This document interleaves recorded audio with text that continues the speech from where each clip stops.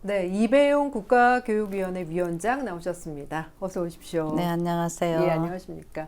우리 BBS 애청자 여러분들께 인사 한 말씀 해주시면 감사하겠습니다. 네, 올해 을사년에 우리 BBS 애청자들 또 불신자들 만사여애 하시고 소원 성취하시기를 바라겠습니다. 예, 국가교육위원회는 어떤 일을 하는 곳인지 네. 어떤 기관인지도 좀 소개해 주시죠. 국가교육위원회는 우리가 2022년에 네. 9월 27일에 새로 출범한 기관이에요. 네네. 10년 단위의 중장기 계획을 세우고 네. 또 비전을 내놓고 그러면서 이제 여러 가지 교육 과정이라든가 이런 것도 만드는 기관인데 네. 그러니까 이제 우리가 10년 단위 중장기 계획이라면 2027년부터 2036년까지 이제 10년을 예측해 가면서 네. 지금 개편할 건 개편하고 또 지속할 건 지속하는 그러면서 이제 전문성 그리고 이제 어떤 지속 가능성 그리고 교육이라는 건 또 신뢰를 줘야 되잖아요. 이런 것을 이제 만들어가고 또 의결하는 기관입니다. 예. 이배용 위원장께서는 이제 우리 문화유산을 세계에 알리는데도 네. 힘을 써오셨습니다. 유네스코 인류 무형유산 등재 추진단장, 국가브랜드위원장, 그리고 문화재청 문화재위원회 세계유산 분과위원장을 네, 역임하시면서 한국의 산사, 사찰 7곳과 서원 9곳을 유네스코 세계문화유산에 등재를 시키셨어요. 우리 문화유산에 대한 애정이 정말 각별하신 듯합니다. 이 전통 문화는 선한 거는 계속 보존되고 유지돼요. 네. 악한 건 없어집니다. 그거에 대해서는 우리가 분별을 갖게 되는 거죠. 예.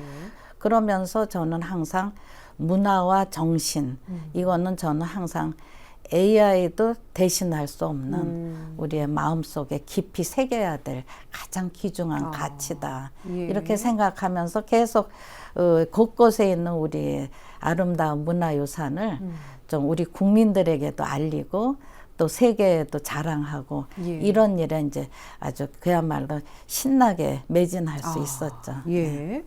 신나게 매진하셨다라고 표현을 하셨어요. 근데 그 당시에 이제 사찰 7곳하고 서원 9곳을 선정한 기준이 있었습니다. 네네. 예. 근데 거기에는 이제 OUV라 그래서 Outstanding Universal Value. 예. 그러니까 탁월한 보편적 가치를 갖고 있어야 돼요. 이를테면 아주 독보적으로 탁월한데 예. 또 그것이 우리끼리만 참 이거 훌륭하다, 독보적이다 하는 게 아니고 세계가 또 공유하고 네. 보편성을 갖춰야 돼요. 공감할 수 있어요. 그게 이제 OUV라는 네, 네. 탁월한 보편적 가치. 여기에 해당되는 게 이제 우리의 전통 유산을 이제 세계화 시키는 일인데 이를테면 이제 잘 보존해 와야 됩니다. 네. 예. 그다음에 이제 거기에 그런 건축물이 만들 때 이제 그 정신이 계속 변하지 않고 계승돼야 돼요. 네. 이런 것들이 이제 진정성과 완전성이라고 얘기를 해요. 네. 그래서 이제 사찰 7곳하고 서원 9곳이 그 기준에 맞아서 이제 그게 세계적으로 인정을 예. 받아서 예. 사찰 7곳은 2018년에 등재가 됐고 서원 9곳은 2019년에 등재가 됐습니다. 예.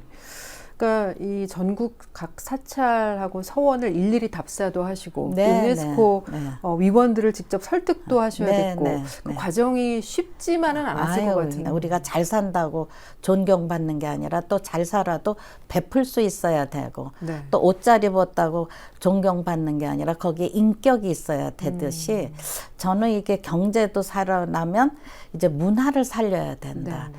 문화로 세계인의 마음을 열어야 된다. 그런데 보니까 우리 전통 문화에 세계인들이 정말 감동으로 다가올 유산이 너무 많은 거예요. 그동안에 제가 또 공부하고 또 가르치고 현장 답사를 많이 했기 때문에.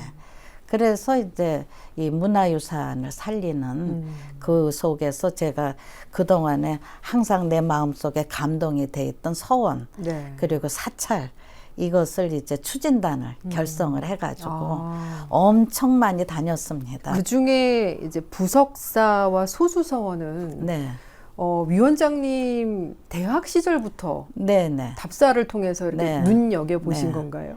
제가 어떻게 이제 된, 예, 이대 인연입니까? 사학과를 들어갔는데 예, 예. 사학과는 정기 학술 답사가 있어요. 이제 그때는 여행이 그렇게 흔하지 않은 그렇죠. 시절이라 그때도 현장을 보니까 달라지는 거죠. 책으로 본 거. 근데 가을 답사에 네. 영주의 소수서원하고 부석사를 갔는데 네. 그야말로 책에서 봤던 그 말할 수 없는 어떤 황홀함의 감동. 그러니까 수려한 산이 있고 내가 흐르고 거기에 우아한 목조 건축 속에 그야말로 우리나라 최초의 서원인 우리가 책에서 백운동 서원이라고 네, 네. 불렀던 그 서원이 눈앞에 있는데 건축물이 먼저 보인 게 아니라 소나무 숲이 먼저 보였는데 소나무들이 다 강학당 건물을 향해서 이렇게 가지가 이렇게 글로 뻗어 있는 거예요. 그러니까 그걸 학자수라 그래요. 네네. 공부하고 싶은 나무다. 그러니까 나무한테도 마음이 있는 거예요. 예. 그런데 또 이제 그다음 그 답사지가 부석사예요. 바로 네네네. 거기서 한 30분 가면 되잖아. 부석사를 올라갔는데 거기 굉장히 높이 올라가요. 네. 이렇게 돌아.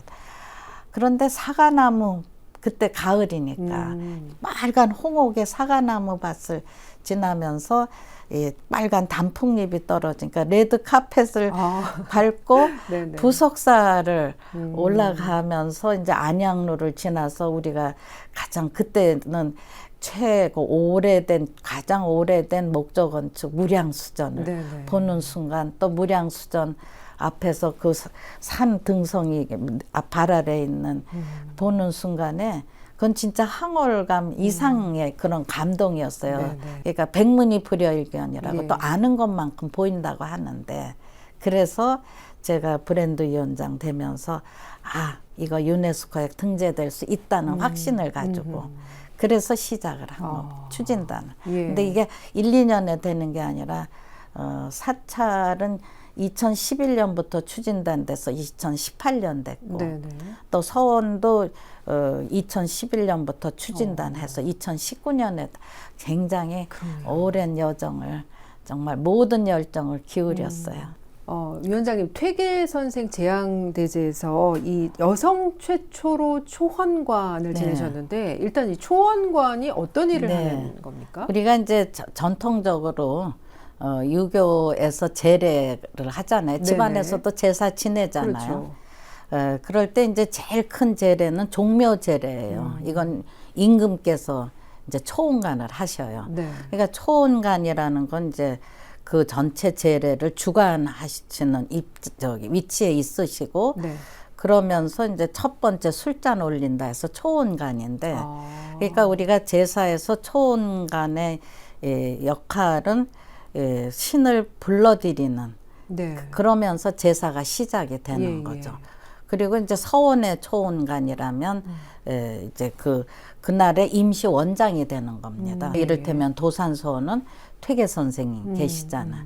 그러면 그 초원의 그 역할은 퇴계 선생의 학덕을 이어받고 기리고 그러면서 잘 그분을 기리면서 이제 예. 여러 가지의 정신적인 또 문화적인 교육적인 그런 위상을 높여가는 거죠.